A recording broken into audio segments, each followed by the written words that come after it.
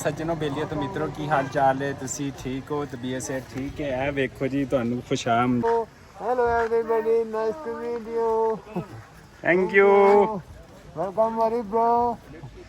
जी मरी में आप सबको वेलकम करते हैं। अभी हम चलते हैं पार्क के अंदर, आपको सारा जो है वो व्यू दिखाते हैं और तुसी साडे नाल जुड़े रहो। थोड़ी जी इत्थों किसी वेले उर्दू ते पंजाबी मिक्स हो जाती है तो तुसी परेशान नहीं होया ना, तो आओ साडे नाल असी तुहानू मरी दा ब्यूटीफुल जड़ा पार्क आ वो विखाने हैगे हैं। तो चलो फिर चलिए उत्थे। अच्छा जी, मरी पार्क के अंदर आप इंटरेस्ट में आपने हेलो हाई कर लिया और यहाँ पर ये मीनार पाकिस्तान जैसा डिज़ाइन खड़ा है यहाँ पर, और उसके ऊपर जो है हम ऊपर चलेंगे। ये देखें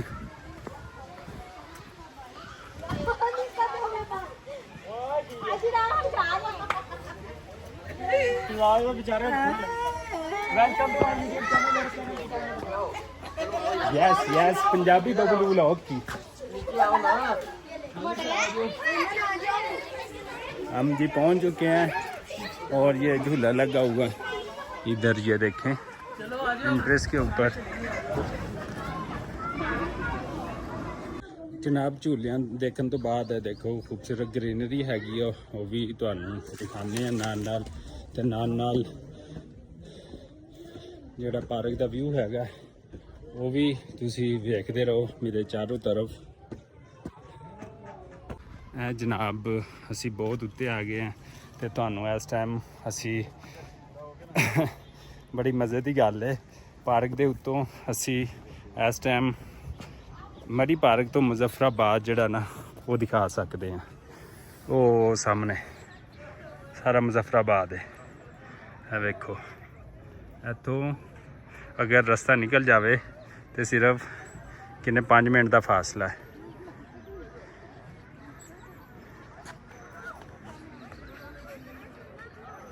जी मरी दा पार्क का तुहानू कुछ हिस्सा दिखाया है, खूबसूरत चीज़ां, लेकिन इत्थे ग्रीनरी माशाअल्लाह जिहड़ी हैगी वो बहुत बहुत ज़्यादा हैगी और माशाअल्लाह लंबाई दे विच बनया हैगा ते काफ़ी जड़ा खूबसूरत हैगा।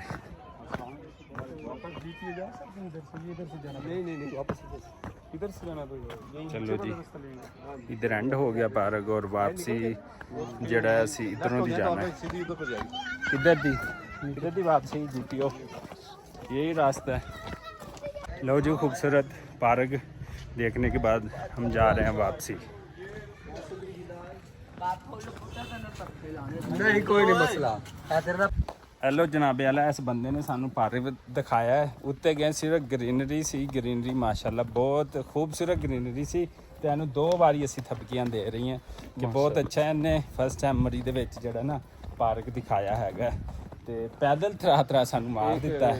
सानू रात नूं लत्तां कढाउणियां पैणियां ते मालिश जड़ी है सानू करानी पैनी हैगी है। हिली एरिया में इतने से पार्क होते हैं, अच्छा आम ग्राउंड में तो अब है नहीं यार, असी तो मैदानी इलाके जो आए, तू पहाड़ी इलाके तो समझ के तुरा मार दिता है सानू है।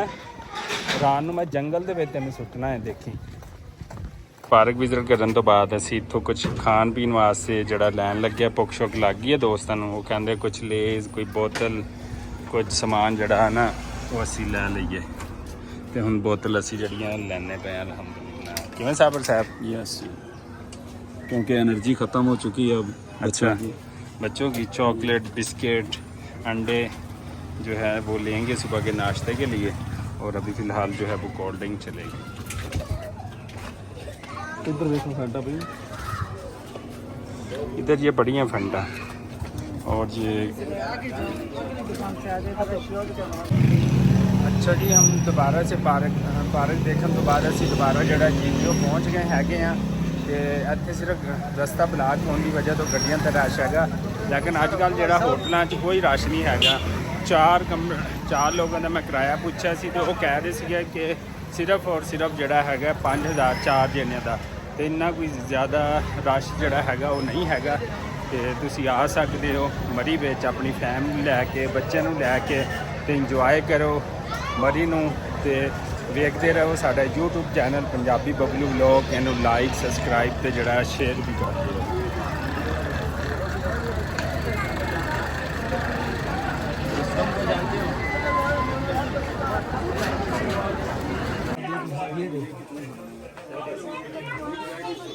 ਇਹ